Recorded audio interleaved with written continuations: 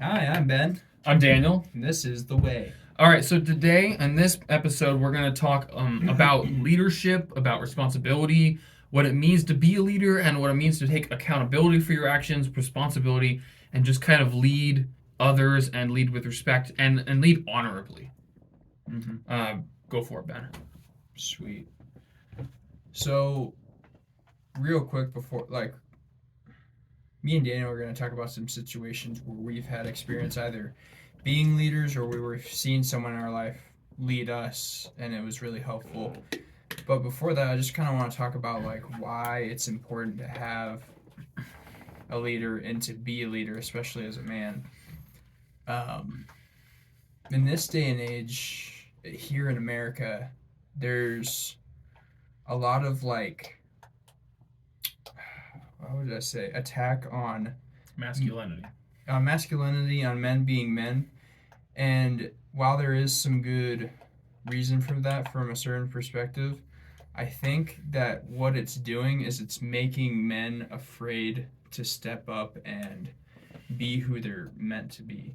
Yeah. Um, And I would also add a caveat, just not a caveat to yeah. that, but add to that there's an attack on femininity as well. There's an attack on the roles, the people that God has called us to be. As if you read the Bible, you can see in the Bible who God wants us as men and as women to be, and there's an attack on God's intentions for us as men and women. Yeah. So, first off, you hear a lot of conservatives and you hear a lot of Christians say that, oh, well, men should be the leaders of the household and this and that, right? And people can have semantic arguments over that. But as a Christian, why do we believe that men should be leaders? Mm. In the Bible, it says that, men are to be the head of their wives as Christ is the head of the church, right? So it goes, there's an order to things. There's God, and then there's your marriage, your spouse, and then there's your family and your work, right? There's an order to things.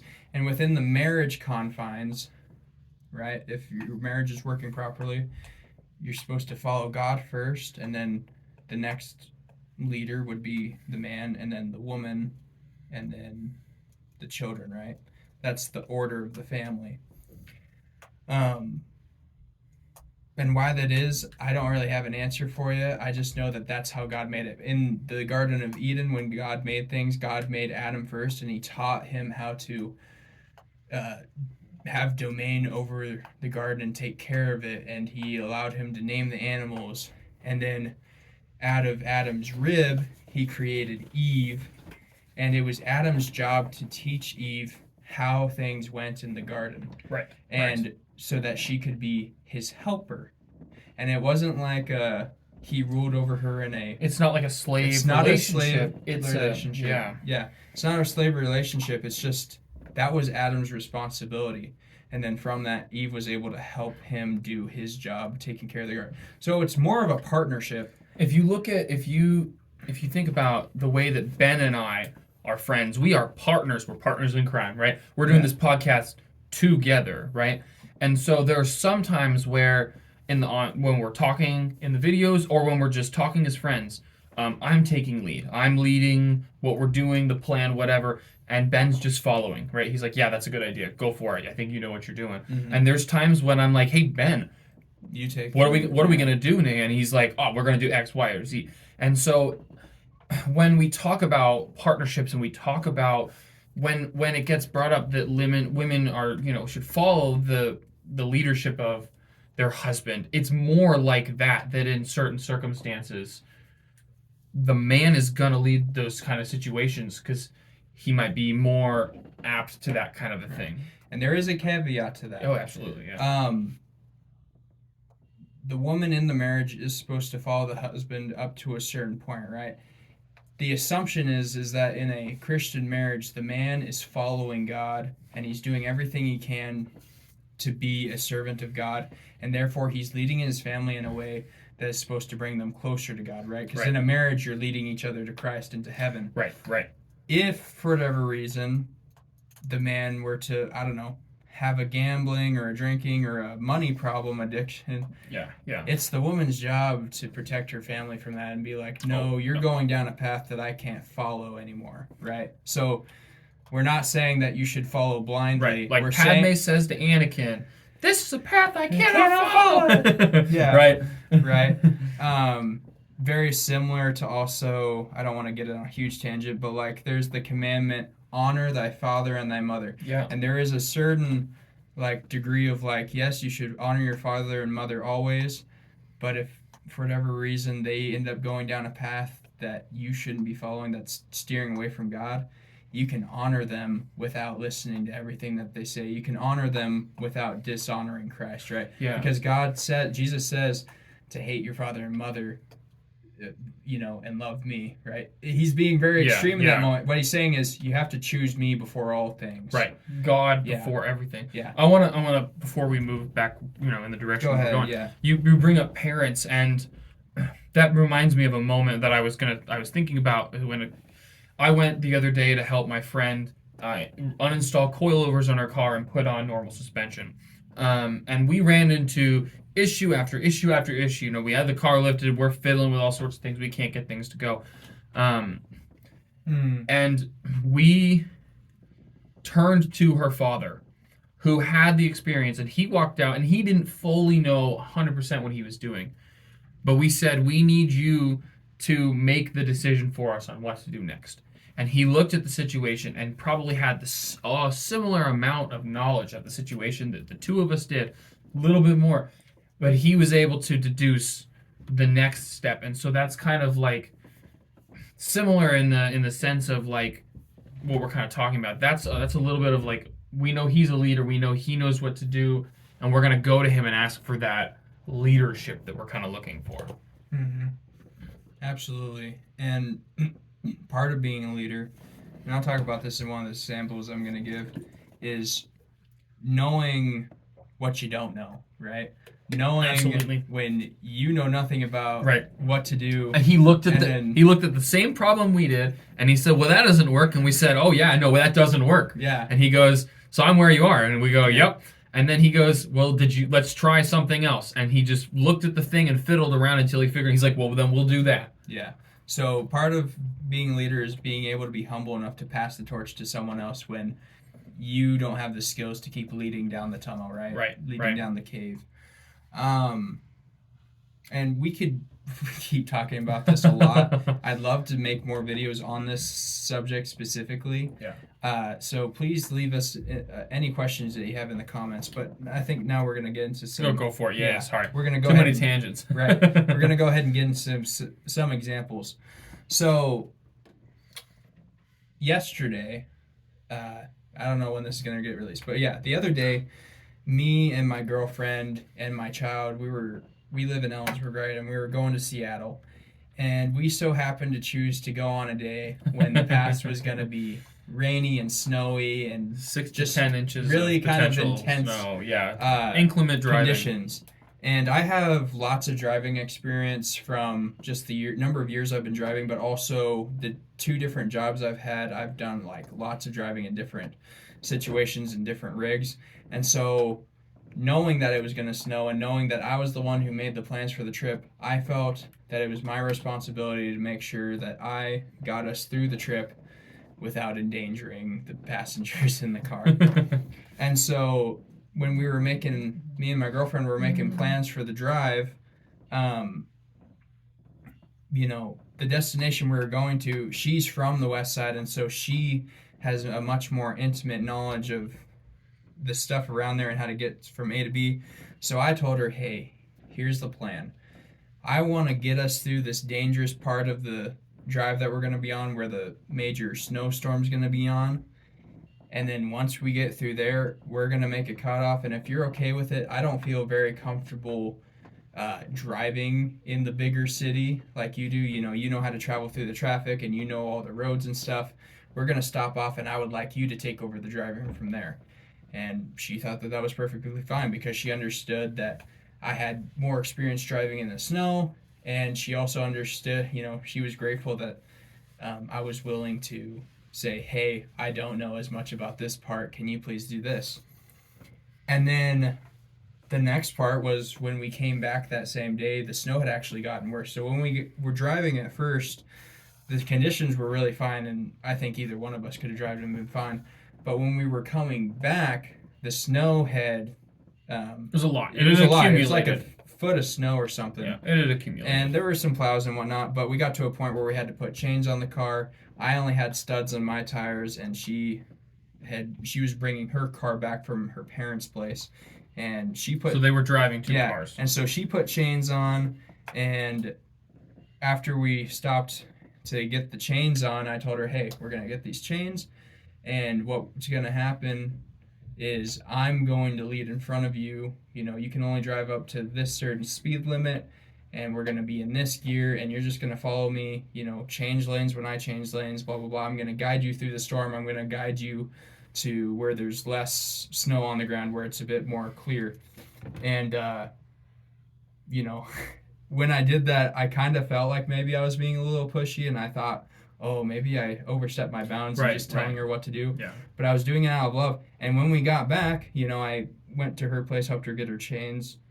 And then she texted me later that night, and she was like, "Hey, thanks for the awesome day, and also basically loving me enough to be concerned for my safety and leading me through that situation." Right. She was grateful that I was willing to take that step and say, "Hey, we're in this situation. Here's what we're going to do because it's the best thing to do."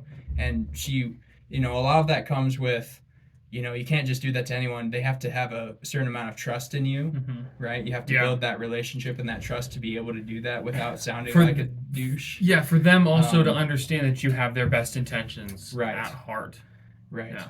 Because, so those are the situations that I had recently.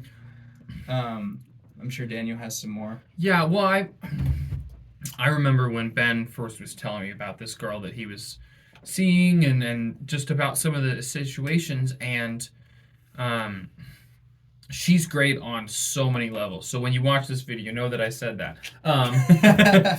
But one of the things that really jumped out to him was the way that she treated him and his knowledge.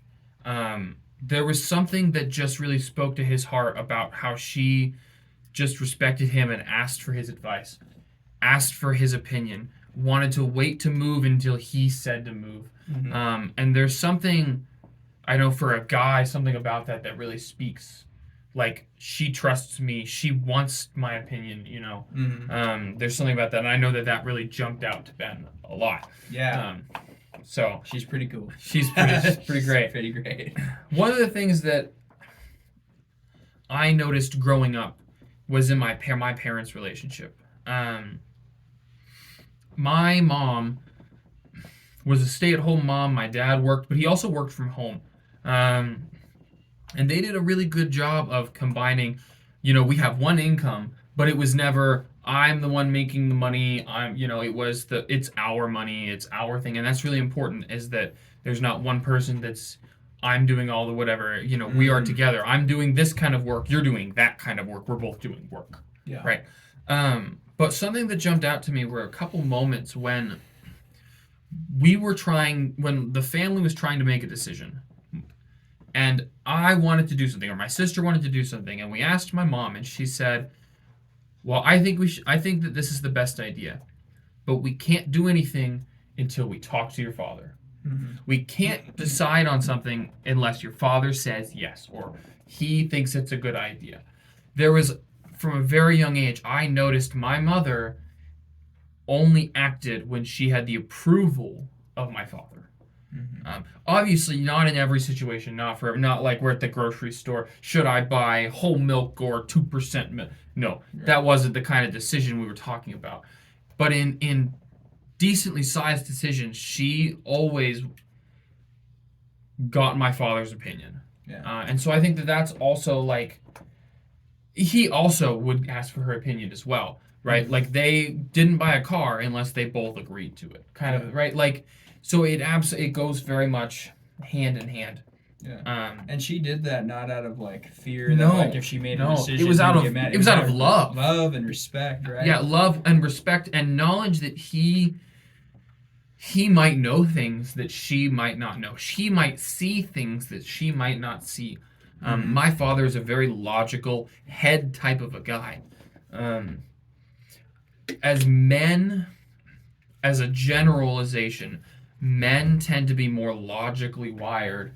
Women tend to be more emotionally wired. And so those are both very important things, and you need to have them hand in hand to make well-informed decisions. Right. And I guess what I want to say on that real quick, I was kind of, when you said that, I was like, oh, maybe don't. But it's like, no, it's a good thing. God made us two separate people, but we, like I We're like a set of Adam gears. came at, Yeah. sorry, Eve came out of Adam. Adam's rib. They come together and they make a full person. They Right. make a full unit. You Yeah. can't just have a logical side. You can't just have an emotional side. You need both body parts to make a child, right? Like you need both Right. people to make a functioning unit in a family. Right. And that's why being a leader is important, is because you're part of that half of the leadership in the family. Because we should talk about this in another video. Yeah. Women in the family almost you don't see it as often anymore, but the stay-at-home mom It's is huge. it's a ministry in itself. My mother stayed at home, and I am Yeah. so blessed that she did that. I would not be where I am today if I hadn't had the opportunity to have my mother stay at home. And same here. Yeah. It was a blessing tenfold, and I honestly thank God every day for the fact that that happened for me. Right. But again, that's just men and women both together are important. You need each other whether you're married or not. It's how the earth works. Yeah. It's how God made it. And we each have our own gifts. I'd love to talk about the feminine side of gifts and maybe even have someone on here. A woman who can talk Right. maybe a little bit Exactly, better about that, right. because obviously we're both guys. Yeah. Everything we're making on this is mostly from the guy's perspective because we're guys, right? But yeah, did you have anything? Yeah, well, we were going to talk a little bit too, because we were talking about a little bit about leadership. Oh, right. Yes. And a little bit of responsibility. In our men's group, we're working through Genesis right now. We're reading through as a group. And a lot of Genesis is about leadership. It's about responsibility, about taking accountability, or maybe the lack of accountability that gets taken in the Bible, especially. Mm-hmm. What being a leader, it ties really well into our last video where we talked about your spiritual mentors, spiritual directors, in the sense that they are your spiritual leaders. And so to be a good husband, you have to be a good spiritual leader in yourself for your spouse. That can take a lot of shapes, a lot of forms, but having a good spiritual mentor for yourself is also really helpful. My dad, he has, I don't know if he still does, but I know he had a spiritual director, spiritual mentor for a while, who helped him to become the man, the God-fearing man that he is now. And so I know that Ben and I we're both leaders in our community now. Yeah. And we can only do that through the grace of God and through the continuation of bettering ourselves, of pursuing God. We spend time reading the Bible together. We spend time praying together. In, what was it, June or May, we prayed a rosary every day together, right? And so finding ways where you can become a more spiritual, a more deeply engaged with your faith is really important. Yeah. So yeah, we'll continue some of these topics in a later video. Unless, Ben, you got something else to add?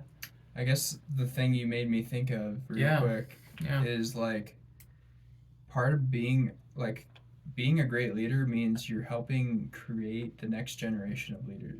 Yeah. Maybe not even the next generation, but like you're helping.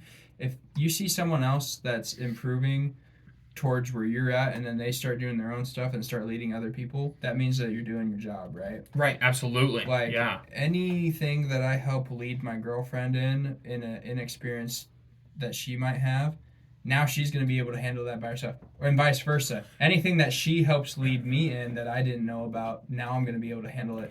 Well, and I would say we've talked about men leading women, but I think men leading men too. Ben and I run the men's group for our campus ministry, and we absolutely are helping these younger men, these 18, these 19, 20-year-olds.